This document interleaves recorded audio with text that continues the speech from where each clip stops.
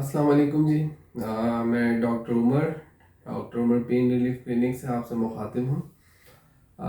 आज की जो वीडियो है इसमें मैं डिस्क बल्ज के हवाले से अक्सर हमारे पेशेंट्स जो कुछ ऐसे सवालात पूछते हैं जो कि कॉमनली तकरीबन हर दूसरा पेशेंट ही पूछता है और लोगों को उस बारे में काफ़ी सारी कन्फ्यूजन्स होती है, तो वो क्लियर करना चाहता हूँ मैं इस वीडियो में। तो वो जो कंफ्यूजिंग पॉइंट्स हैं जो कि तकरीबन हर डिस्क बल्ज वाले पेशेंट के दिमाग में होते हैं और उनके सवालात होते हैं, तो ये वीडियो इंशाल्लाह वो सारे जो कन्फ्यूजन है उसको क्लियर करेगी और उनकी जवाबात मैं दूंगा। तो शुरू करते हैं पहले सवाल से, जो कि बहुत ही कॉमन होता है और वो होता है डिस्क बल्ज जिनका भी होता है। ऐसे पेशेंट्स अक्सर आके ये सवाल करते हैं कि जी डॉक्टर साहब, हमें डिस्क बल्ज है तो हम क्या झुक सकते हैं, आगे की तरफ झुक सकते हैं, या झुकना हमारे लिए ठीक है या नहीं है। तो इस हवाले से सबसे पहले तो मैं आपको एक एग्जांपल देता हूँ एक पेशेंट की। तो वो ऐसा था कि एक पेशेंट मेरे पास आए थे और उनको 7 या 7.5 या 8 साल पहले तकरीबन डिस्क बल्ज डायग्नोज हुआ था एमआरआई में। मेरे पास जब वो पहुंचे तो उनको बैक पेन की कंप्लेन तो थी ही, लेकिन जब मैंने उनसे टेस्ट करवाया मैंने और उनसे कहा कि झुके आगे, तो वो बिल्कुल भी आगे झुक नहीं पा रहे थे। लाइक उनकी बैक के जो मसल्स थे उनकी इतनी कंडीशन ख़राब थी, इतना स्पैजमोटिक थे, इतना स्पैजम था और इतनी मोबिलिटी उनकी ख़राब हो चुकी थी स्पाइन की कि वो बिल्कुल भी फॉरवर्ड बैंड नहीं कर पा रहे थे। तो मुझे मैंने हिस्ट्री ली तो पता चला कि जी 7 साल पहले जब मुझे एमआरआई करवाया था और डिस्क बल्ज आया था तो उस वक्त मैं बहुत पेन में था और मुझे उस वक्त डॉक्टर ने मना किया था कि आपने आगे नहीं झुकना। तो उसके बाद वो मेडिकेशन पे रहे, रेस्ट पे रहे और महीना डेढ़ तकरीबन ये उनका ट्रीटमेंट चला। उस दौरान उनका पेन काफ़ी बेहतर हो गया, लेकिन उसके बाद उन्होंने ना डॉक्टर को फॉलो अप विजिट किया और पेन बेहतर हो गया तो उन्होंने बस वही इंस्ट्रक्शंस को फॉलो किया 7 साल, यानी 7 साल तक उन्होंने आगे झुकने से परहेज किया। तो उसमें उनकी लिगामेंट्स की मसल्स की इतनी शॉर्टनिंग हो गई कि उसके बाद फिर वो बैंड कर ही नहीं पाए। तो देखें, इसका ऐसा नहीं होता कि आपको डॉक्टर ने उस वक्त अगर कहा था तो उस वक्त जिस फेज में आप थे उसके हिसाब से, उसके अकॉर्डिंग डॉक्टर ने आपको कहा कि आप आगे ना झुकें। उस वक्त इन्फ्लेमेशन होगी बहुत ज़्यादा, अंदर स्पैज़म होंगे, तो उसके लिए उन्होंने ट्रीटमेंट दिया। लेकिन आपको एक महीने बाद फिर फॉलोअप विजिट करना चाहिए था और उनसे पूछना चाहिए था कि मैं अब क्या करूं, अब आगे मजीद मुझे क्या इंस्ट्रक्शंस हैं कि मैं आगे झुक सकता हूं या मैं अपनी नॉर्मल जो एक्टिविटीज़ हैं, लाइफ है मेरी, उसको कंटिन्यू कर सकता हूं या नहीं। तो ऐसा नहीं है कि डिस्क बल्ज होने का मतलब ये है कि आप आगे नहीं झुक सकते या आप अपनी रोज़मर्रा की एक्टिविटीज़ नहीं कर सकते। आप बिल्कुल फॉरवर्ड बैंड कर सकते हैं, झुक सकते हैं, ठीक है। एक फेज़ होता है, उस फेज़ से आप निकल आए, एक दफ़ा आपकी हीलिंग हो गई, आपका पेन ख़त्म हो गया, सिम्टम्स जितनी भी हैं वो मिनिमाइज हो गई। उसके बाद आप अपनी नॉर्मल एक्टिविटीज़ कंटिन्यू कर सकते हैं। आप झुक भी सकते हैं, फॉरवर्ड बैंड भी कर सकते हैं, ज़मीन पर बैठ भी सकते हैं, लेट भी सकते हैं। वो एक फेज होता है जहाँ एक्यूट फेज जब होता है, उससे निकलने के बाद, हील होने के बाद आप ये सारी एक्टिविटीज बिल्कुल नॉर्मल तरीके से कर सकते हैं। दूसरा सवाल जो आता है अक्सर, तो वो मोस्टली आता है जो, क्योंकि हम शहर में होते हैं तो शहर में ज़्यादातर लोगों का जो मोड ऑफ ट्रांसपोर्टेशन है मोटरसाइकिल या कार। तो ये सवाल आता है कि मैं ड्राइविंग कर सकूंगा या नहीं कर सकूंगा, मैं मोटरसाइकिल चला सकता हूँ या नहीं चला सकता। तो जी बिल्कुल आप कर सकते हैं। इसमें भी वही है कि आप उस ट्रीटमेंट फेज से आप निकल जाएं। जब आपका ट्रीटमेंट हो जाए, आपकी हीलिंग हो जाए और आपकी जो सिम्टम्स हैं वो ख़त्म हो जाएं, जो अलामात हैं, दर्द है, नमनेस है, कुछ भी है, वो चीज़ें बेहतर हो जाए, तो उसके बाद आप बिल्कुल नॉर्मल ड्राइव भी कर सकते हैं, आप बाइक भी राइड कर सकते हैं। हाँ, जो बाइकर्स होते हैं, बाइकर्स को मैं सिर्फ ये इतना एडवाइस करता हूँ कि आप बाइक चलाते वक्त सिर्फ लंबो सैक्रल बेल्ट जो आती है, एक लंबो सैक्रल बेल्ट, वो आप यूज़ करें बाइक पर टू अवॉइड जर्की मूवमेंट्स। क्यों? क्योंकि सड़कों का हाल कुछ अच्छा नहीं होता हमारे शहरों में।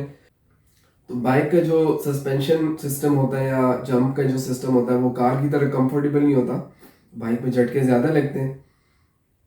तो बाइकर्स को मैं एडवाइस करता हूँ कि आप सिर्फ बाइक चलाते वक्त एहतियातन बेल्ट बांध दें, ताकि कोई भी वाइब्रेशंस हो, झटकी मूवमेंट्स हो, तो उसमें आपकी जो स्पाइन है वो महफूज रहे, उसको कोई झटका ना लगे। और उसके अलावा घर में रोज़मर्रा के मामलात में आपको लंबो सैक्रल बेल्ट इस्तेमाल करने की ज़रूरत नहीं है, क्योंकि मुस्तकिल लंबो सैक्रल बेल्ट का इस्तेमाल जो है वो आपके मसल्स को कमज़ोरी की तरफ लेके जाता है। तो हमारा टारगेट है कि हम स्पाइन की मोबिलिटी को बढ़ाएं, मसल की स्ट्रेंथ इंप्रूव करें, और बेल्ट मुस्तकिल इस्तेमाल ना करें, सिर्फ राइड करते हुए या ड्राइव करते हुए आप इस्तेमाल करें एहतियातन। और बाइकर्स जो है वो ज़्यादा उस पर फोकस करें कि बाइक चलाते वक्त ज़रूर अगर आपका डिस्क बल्ज है तो आप उसमें बेल्ट का इस्तेमाल करें बाइक चलाते वक्त। दूसरा ये कि हीलिंग के बारे में लोग पूछते हैं कि डॉक्टर साहब ये जो मेरे एमआरआई में डिस्क बल्ज आई है, जब ट्रीटमेंट होगा तो ट्रीटमेंट के बाद ये बेहतर हो जाएगा।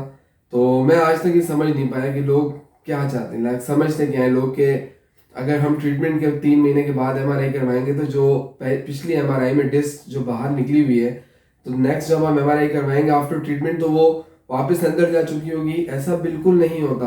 अगर आप हीलिंग का मतलब ये समझते हैं कि आपकी वो डिस्क जो बाहर निकली थी वो वापस अंदर चली जाएगी, ऐसा नहीं होता।